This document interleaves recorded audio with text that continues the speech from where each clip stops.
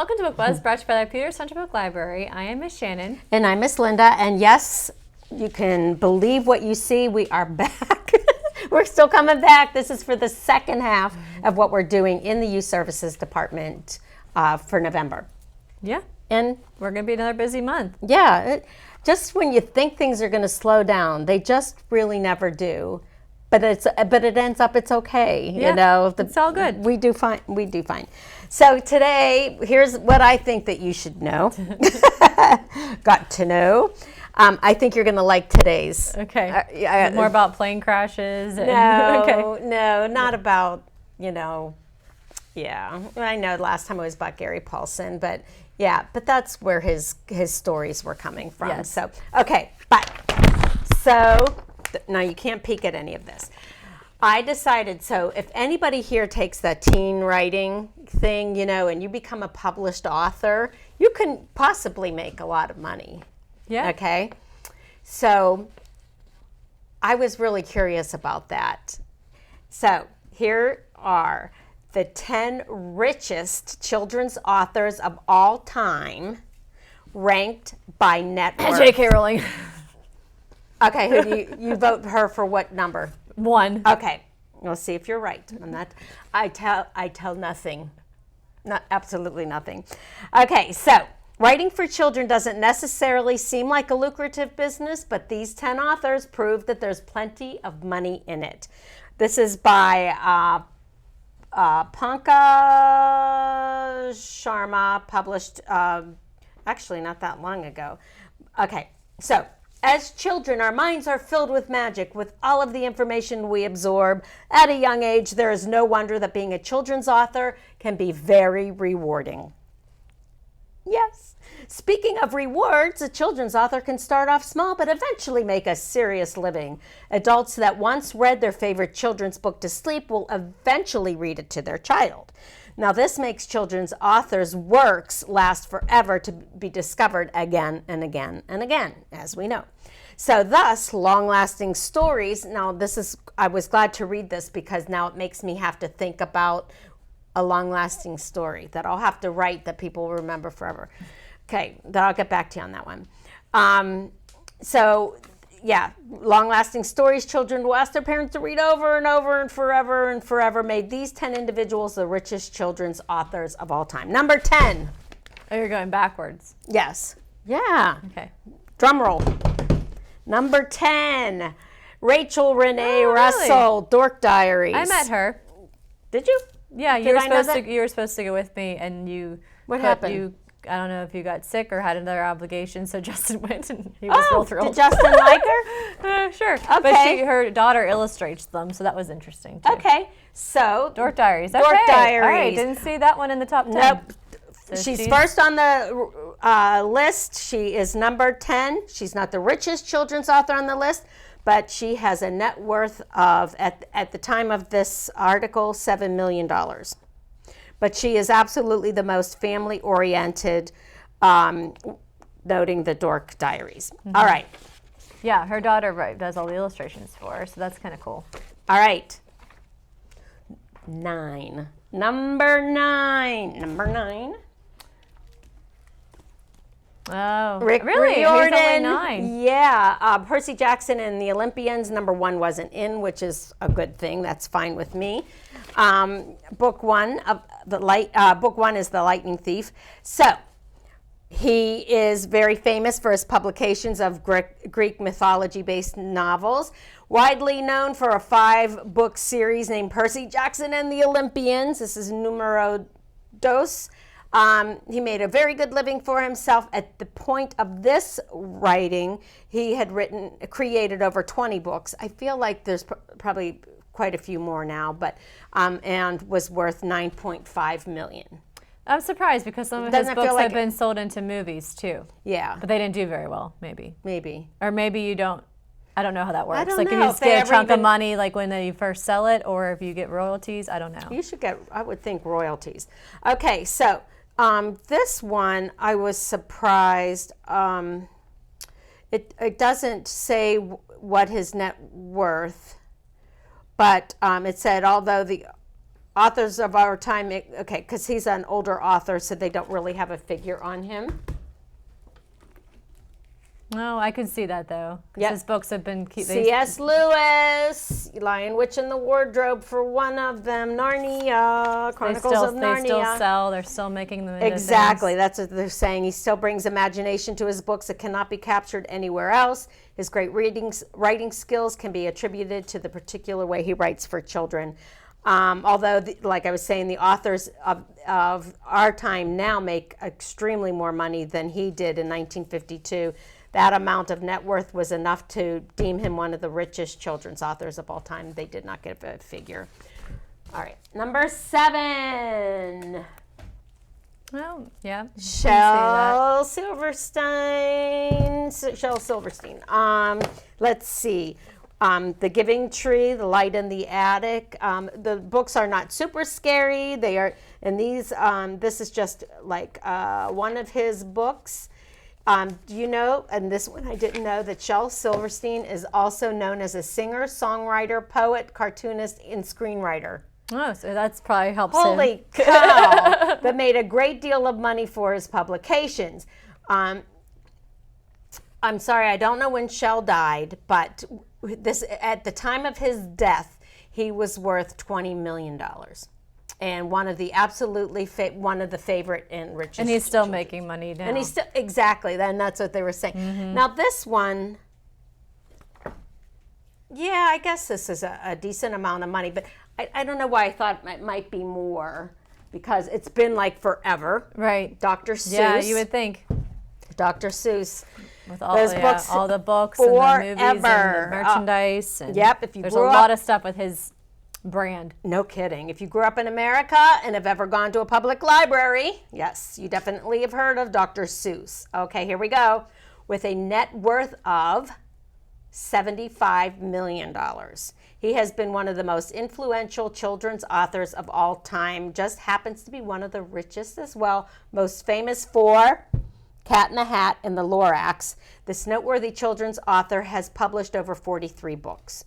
Now, I guess 43 is a lot. I don't know why I thought it'd be hundreds or something, but I think it's just because his books are so popular. Mm-hmm. They just keep, being reprinted. And his characters show up in books that he didn't write. True. Very true. Okay, next. Oh, you'll like this one. YA author. Oh, yeah. Suzanne Collins. All right, teens, The Hunger Games. All right, she is number 5 with a net. See, I can't see her being higher than Dr. Seuss, but I guess maybe with the movies and stuff. Yeah, maybe. But there's movies based on the Dr. Seuss ones too. But probably not as big as the Hunger Games movies. Yeah. There's a lot of money in those movies. Yeah. All right, ready? Mm-hmm. A net worth of $80 million. She deserves to be on this list of richest children's authors of all time. She's had a lot of fame come from her Hunger Games novels and subsequent movies that followed. It said that she got a little, she's also written book series like Clifford the Big Red Dog. Did she maybe write some of the stuff in it? Because I never saw her name on that. No. And Wow Wow Wubsy. I don't know who knew. But as far as I know, yeah, that's her most that famous. was her most famous. All right, quickly, number 4. Can you believe it? Number 4, I forgot to pull the book. Can you believe it? I was going around pulling the books. Oh, okay. I peeked at your basket and I thought you were going into the next one. I had a feeling this one was going to show up. But go ahead, go to number 4. Jeff Kinney. Oh, yeah. Jeff Kinney with Diary of a Wimpy Kid. Yeah. He has all the books. Sorry, I forgot. I was pulling all these books and somehow missed pulling his. Diary of a Wimpy Kid series. There's the books. There's the movies. Net worth over $100 million. Good for Jeff. Yep. This series features 13 extremely versatile and funny tales of a kid going through obstacles in life. He's a cartoonist, and his illustrations and his books that engage the children. All right, so this next one, I did not pull one of the books because, number 1, I couldn't find any in the children's department. I was kind of surprised, but her money, I think she's on it because she's written a couple children's books, but she's mostly known for her adult books. So I went into the adult section and was going to pull one, and I'm looking at all the titles, and I went, nah, I think I'll pass on. Yeah. Danielle Steele. I know. I don't think she deserves to be on this list of children's authors. I think it's just because she wrote Freddie, Max, and Martha series. I don't know anything about them. Yeah. I was looking around, and I was looking. She made her money from her romance novels. Absolutely. So I went to that section. There's like shelves. Every grandma in the world has Danielle Steele books Exactly. on her bookshelf. There are shelves of Danielle Steele. Okay, so she did not make it. No, on the children's. I don't think she deserves to be on that list. But that's just my but opinion. we want to know what she's worth anyway. Yeah, right. That's true. Net worth of $310 million. Yep. Okay. So yes, I did not bring in Love Lost, whatever she writes. Okay.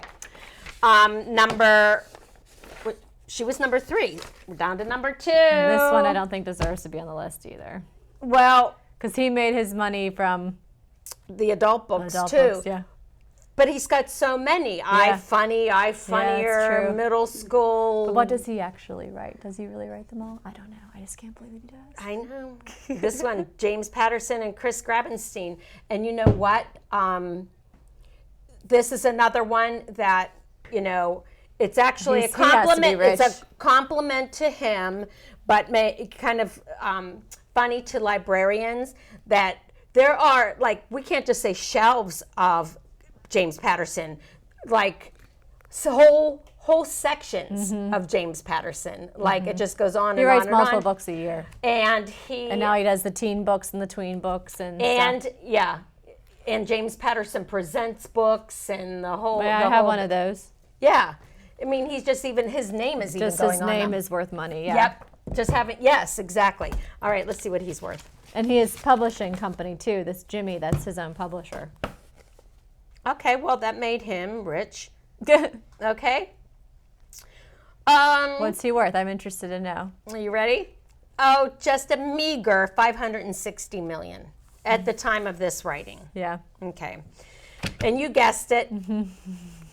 Numero uno. But before I talk about her, I just want to say that I was curious because we talked about Gary Paulsen. I just had to look into it. May you rest in peace. But I had to look into, what his net worth was, as since he just passed away. So the doing a shrine. Okay. So as of 2021, see now one thing about Gary Paulsen is he lived a very simple life. He wasn't into all the grandiose and the big. There's no movies based on his books. No, he wasn't into that. Or anything. So as of 2021, supposedly he was worth $3 million. Well, so meager, but you know what? God bless him. Yeah. He lived the life he wanted, and that's what it said. It was a simple life, but it was the life he wanted. Right. Okay. All right. Drum roll. And you knew it. Yep.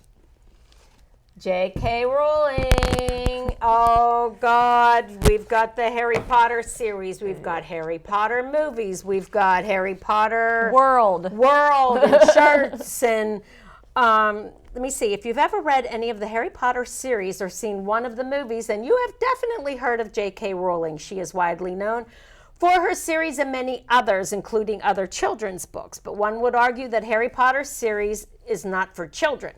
However, the subject matter explored in them is what make children actually read them. Beginning in 1997, she released the first book of a series that would make her the richest children's author of all time, with a net worth of $1 billion. With over 400 million copies of her books sold, she has become the most sought-after children's author. When I went to the YALSA conference, which was for teen authors, and they had a board of YA authors. One was Jesse Andrews, who wrote Me, Earl, and the Dying Girl. And the question on the panel was, if you were to, what book do you wish you had written? And I'll never forget, he stand up and he goes, Harry Potter, for the money. Did he? Can you imagine? And she was a poor woman when she started writing right on these. napkins and stuff. Oh, yes. So God bless.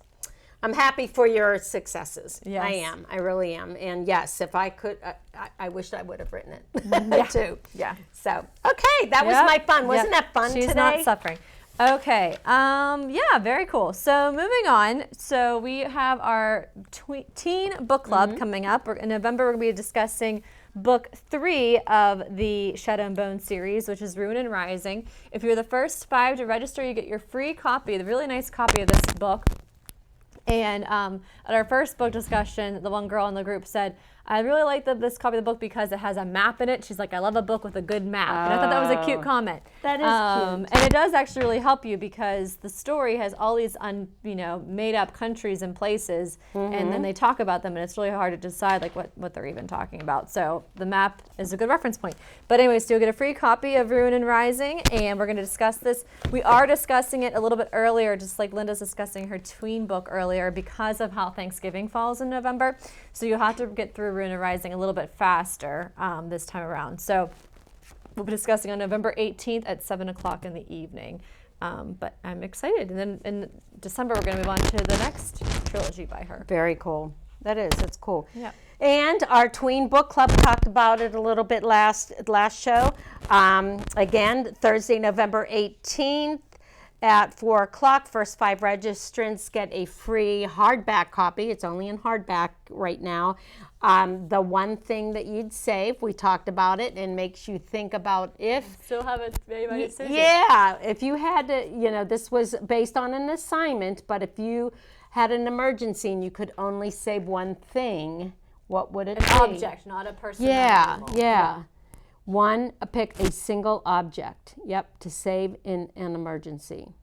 So, like you said last time, I really look forward to the discussion. Yeah, especially what kids are going to think. Yeah. What's an important object that they Yep. have. So register hopefully quickly so that you will be eligible for your complimentary copy.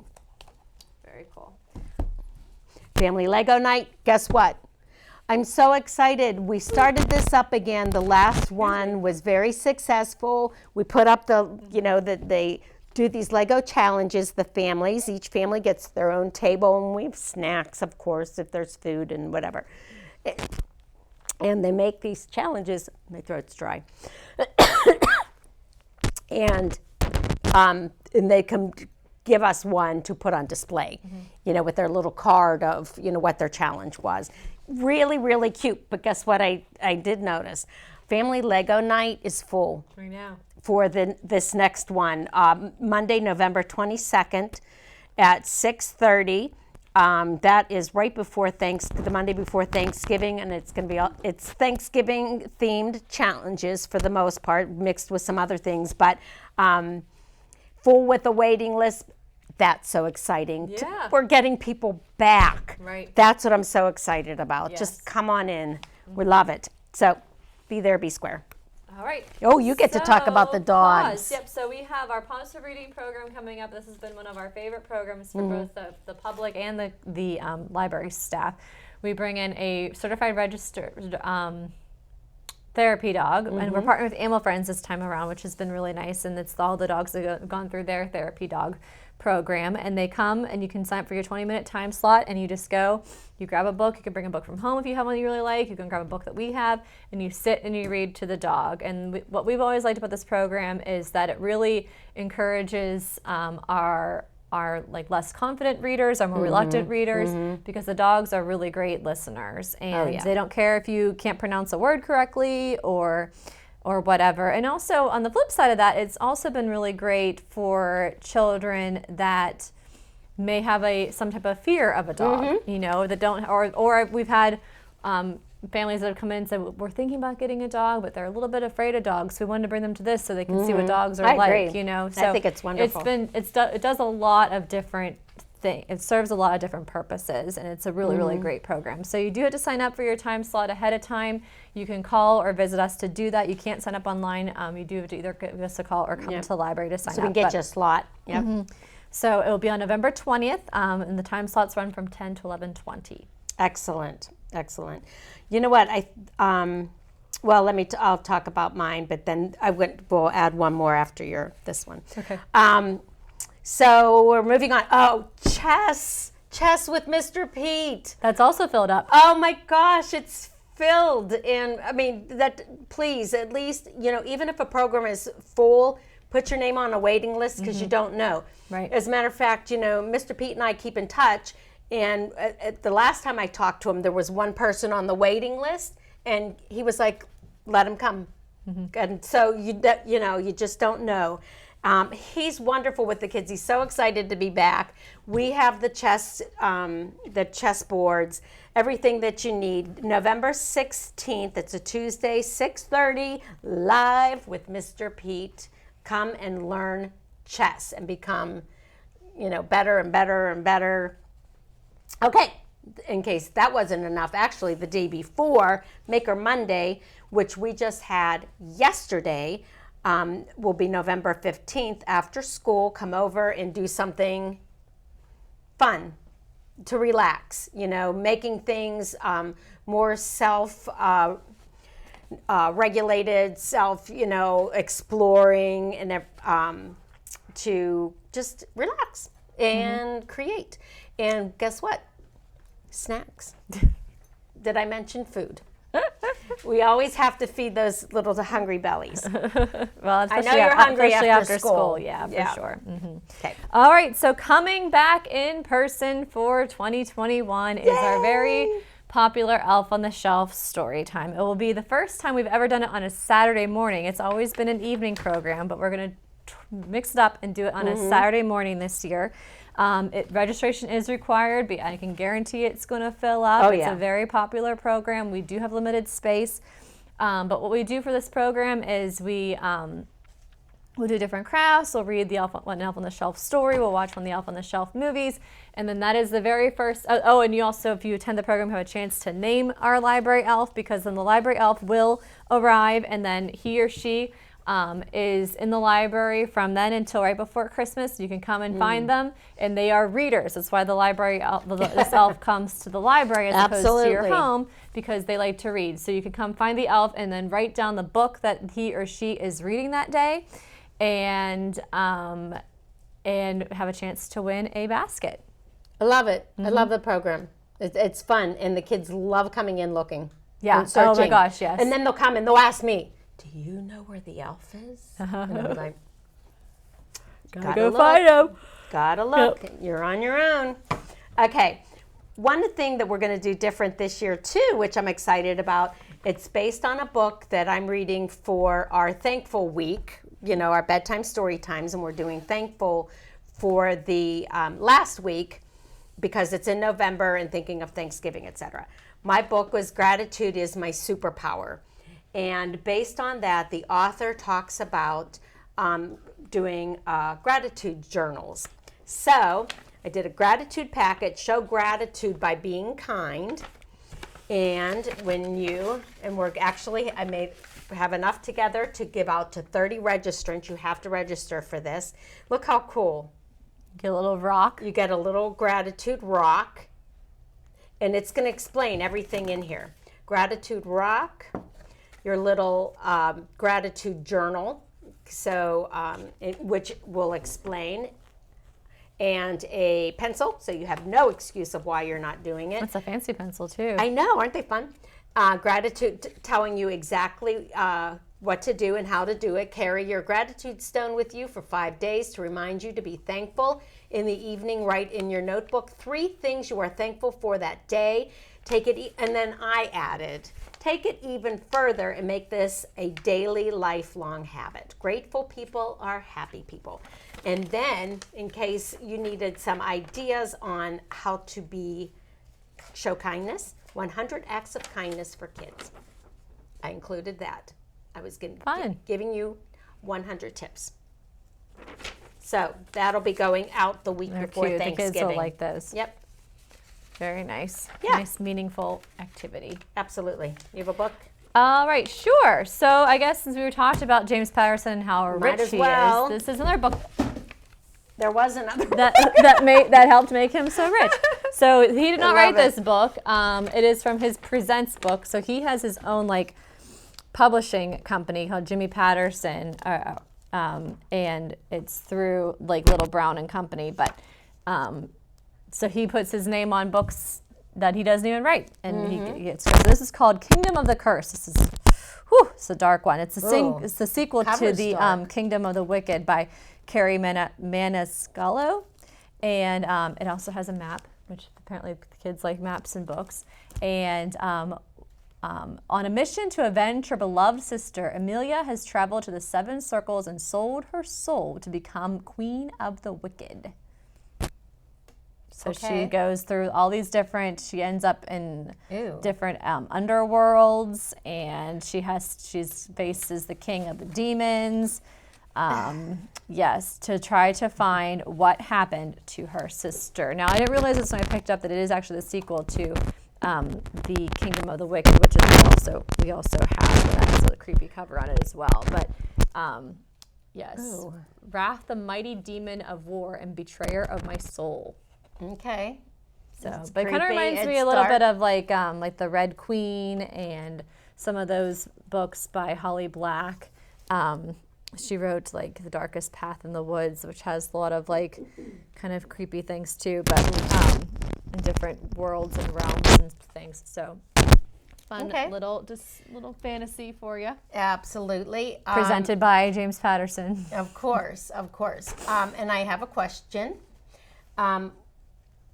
There are so many dark books written for YA. Yeah. Aren't there? They just must love that. Yeah. Well, they're all fantasy, though. They're not realistic. So I think like kids like that opportunity to escape from their own world. And just be... But the problems that they face, though, are problems that can transfer to like problems that regular teens face. Like, you know, it comes down to something happened to her sister, and there was like boy problems and stuff, and teens can relate to that kind of thing. Know. They're just, it's crazy and it's fun. Yeah. You know, I've liked how they've, you know, talking about YA books, how they've twisted around like the fairy tales and everything. So it's not a slam on anything. I just think, wow, and they do. They give the adults, or the young adults, a chance to escape. And I love it. And not only the young adults, but adults. Adults read YA too. Are reading a lot of YA. So I know we're running out of time too, but the only book that I was really going to mention to follow through and to wrap it all up, because this was his last book. Gary Paulsen's Gone to the Woods, Surviving a Lost Childhood was his last book. And we talked about it a little bit the last time, of this being based on some of his real life stories. A little difficult childhood that he Very had. difficult. Yeah, but you know what? He overcame it. He did. God bless him. Yep. And that librarian. All right. So, oh my gosh, the next time we're together, it'll be December for December programs. Maybe we'll have our bells on. Okay, we're good at that. Hey, we've dressed as elves, so you know we've done elf costumes. Oh, we've done it all. All right, we'll see you for December. Yep.